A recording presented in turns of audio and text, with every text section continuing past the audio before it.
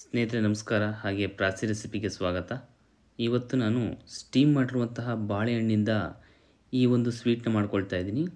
ಇಲ್ಲಿ ಸ್ವೀಟ್ಗೆ ಅಂತ ಬೆಲ್ಲ ಯೂಸ್ ಮಾಡಿದ್ದೀನಿ, ಹಾಗಾಗಿ ಆರೋಗ್ಯಕ್ಕೂ ಕೂಡ ತುಂಬ ಒಳ್ಳೆಯದು. ಬೆಳಿಗ್ಗೆ ಮಾಡಿಟ್ರೆ ಸಂಜೆವರೆಗೆ ಖಾಲಿ ಆಗಿಬಿಡುತ್ತೆ, ಅಷ್ಟು ಟೇಸ್ಟಿಯಾಗಿರುತ್ತೆ.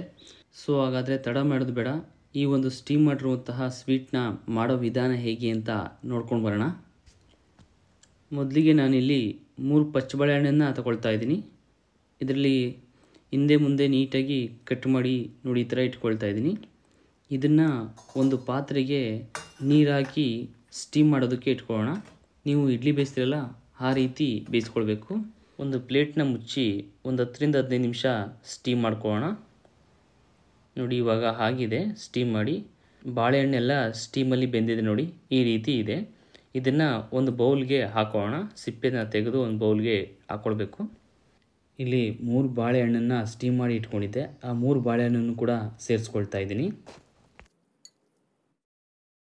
ಮುಂದೆ ಇದಕ್ಕೆ ಒಂದು ಅರ್ಧ ಕಪ್ ಆಗುವಷ್ಟು ಗೋಧಿ ಹಿಟ್ಟನ್ನು ಸೇರಿಸ್ಕೊಳ್ತಾ ಇದ್ದೀನಿ. ಇಲ್ಲಿ 3 ಪಚ್ಚ ಬಾಳೆಹಣ್ಣಿಗೆ ಅರ್ಧ ಕಪ್ ಆಗುವಷ್ಟು ಗೋಧಿ ಹಿಟ್ಟನ್ನು ಹಾಕ್ಕೊಳ್ತಾ ಇದ್ದೀನಿ. ಹಾಗೆ ಅರ್ಧ ಕಪ್ ಆಗುವಷ್ಟು ತೆಂಗಿನಕಾಯಿ ತುರಿನೂ ಕೂಡ ಹಾಕ್ಕೊಳ್ಬೇಕು. ಹಾಗೆ ಒಂದು 4 ಟೇಬಲ್ ಸ್ಪೂನ್ ಆಗುವಷ್ಟು ಬೆಲ್ಲದ ಹುಡಿನ ಸೇರಿಸ್ಕೊಳ್ತಾ ಇದ್ದೀನಿ. ಮತ್ತು ಒಂದು 1/4 ಟೇಬಲ್ ಸ್ಪೂನ್ ಆಗುವಷ್ಟು ಏಲಕ್ಕಿ ಪುಡಿನೂ ಕೂಡ ಸೇರಿಸ್ಕೊಳ್ಳೋಣ. ಇವಿಷ್ಟನ್ನು ಹಾಕ್ಕೊಂಡು ಚೆನ್ನಾಗಿ ಮಿಕ್ಸ್ ಮಾಡ್ಕೊಳ್ಬೇಕು. ಇಲ್ಲಿ ಬೇಕು ಅಂದರೆ ಒಂದು ಚಿಟಿಕೆ ಆಗುವಷ್ಟು ಉಪ್ಪನ್ನು ಕೂಡ ಸೇರಿಸ್ಕೊಳ್ಬೋದು. ಇಲ್ಲಿ ನಾನು ಹಾಕ್ಕೊಳ್ತಾ ಇಲ್ಲ. ಈ ರೀತಿ ಮಿಕ್ಸ್ ಮಾಡ್ಕೊಳ್ಳೋಣ. ಮುಂದೆ ಇದಕ್ಕೆ ದ್ರಾಕ್ಷಿ ಮತ್ತು ಗೋಡಂಬಿನ ಸೇರಿಸ್ಕೊಳ್ಬೇಕು. ಟೇಸ್ಟು ತುಂಬ ಚೆನ್ನಾಗಿರುತ್ತೆ. ಹಾಗಾಗಿ ಒಂದು ಪಾತ್ರೆಗೆ 1-2 ಟೇಬಲ್ ಸ್ಪೂನ್ ಅಷ್ಟು ತುಪ್ಪ ಹಾಕ್ಕೊಂಡು, ತುಪ್ಪ ಸ್ವಲ್ಪ ಬಿಸಿ ಆದಮೇಲೆ ಒಂದು ಸ್ವಲ್ಪ ಗೋಡಂಬಿ ಹಾಗೆ ಸ್ವಲ್ಪ ದ್ರಾಕ್ಷಿನ ಸೇರಿಸ್ಕೊಳ್ತಾ ಇದ್ದೀನಿ. ಚೆನ್ನಾಗಿ ಫ್ರೈ ಮಾಡ್ಕೊಳ್ಳೋಣ. ನೋಡಿ ಇವಾಗ ಫ್ರೈ ಆಗಿದೆ. ಇದನ್ನು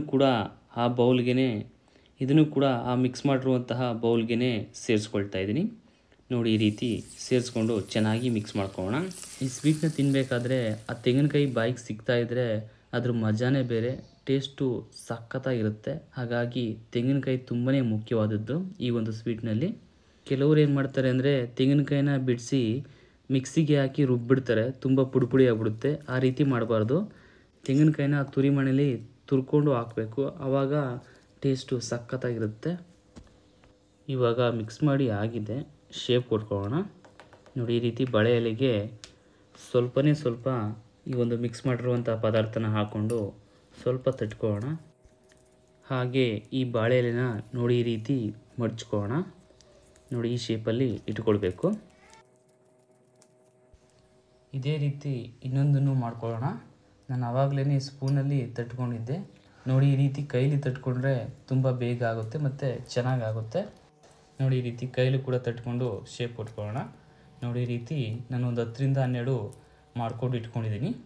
ಇದನ್ನು ಒಂದು ಪಾತ್ರೆಗೆ ಸ್ಟೀಮ್ ಮಾಡೋದಕ್ಕೆ ಇಟ್ಕೊಳ್ಳೋಣ.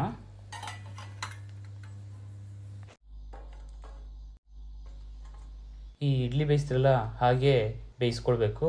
ಒಂದು 10ರಿಂದ 15 ನಿಮಿಷ ಬೇಯಿಸ್ಕೊಳ್ಬೇಕು. ಬಾಳೆ ಎಲೆ ಎಲ್ಲ ಚೆನ್ನಾಗಿ ಬೇಯುತ್ತೆ, ಅದು ನೋಡಿದ್ರೆ ಗೊತ್ತಾಗುತ್ತೆ ಬಾಳೆ ಎಲೆನ ಬೆಂದಿದೆಯೋ ಇಲ್ವೋ ಅಂತ. ಇವಾಗ ಒಂದು 15ರಿಂದ 20 ನಿಮಿಷ ಆಗಿದೆ.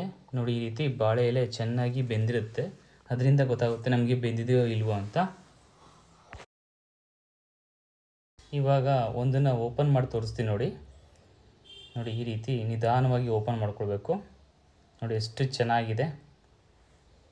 ಸೊ ಸ್ನೇಹಿತರೆ, ನೀವು ಒಂದ್ಸರಿ ಮನೇಲಿ ಟ್ರೈ ಮಾಡಿ, ತುಂಬಾ ಚೆನ್ನಾಗಿರುತ್ತೆ. ಪದಾರ್ಥಗಳು ಜಾಸ್ತಿ ಏನು ಬೇಕಾಗಿಲ್ಲ ಮತ್ತು ಟೈಮು ಕೂಡ ತಡೆಯೋದಿಲ್ಲ. ಇಲ್ಲಿ ಟೈಮ್ ಯಾವುದಕ್ಕೆ ಜಾಸ್ತಿ ಬೇಕಾಗುತ್ತೆ ಅಂದರೆ ಸ್ಟೀಮ್ ಮಾಡೋದಕ್ಕಷ್ಟೇ. ಸೊ ಹಂಗಾಗಿ ತುಂಬ ಬೇಗ ಆಗುತ್ತೆ. ಸೊ ನೀವು ಒಂದ್ಸರಿ ಮನೇಲಿ ಟ್ರೈ ಮಾಡಿ, ಹೇಗೆ ಬಂತು ಅಂತ ನನಗೆ ಕಮೆಂಟ್ಸ್ಲಿ ತಿಳಿಸಿ. ಹಾಗೆ ಇದೇ ರೀತಿ ನನ್ನ ಎಲ್ಲ ಮುಂದಿನ ವೀಡಿಯೋಸ್ನ ನೀವು ನೋಡಬೇಕು ಅಂದರೆ ನನ್ನ ಚಾನಲ್ ಪ್ರಾಚಿ ರೆಸಿಪಿ ಅಂತ, ಅಲ್ಲಿಗೆ ಸಬ್ಸ್ಕ್ರೈಬ್ ಮಾಡ್ಕೊಳ್ಳಿ. ಹಾಗೆ ಪಕ್ಕದಲ್ಲಿರುವ ಬೆಲ್ ಐಕನ್ನ ಪ್ರೆಸ್ ಮಾಡಿ ಅಂತ ಹೇಳ್ತಾ ಈ ವಿಡಿಯೋನ ಮುಗಿಸ್ತಾ ಇದ್ದೀನಿ. ಧನ್ಯವಾದಗಳು.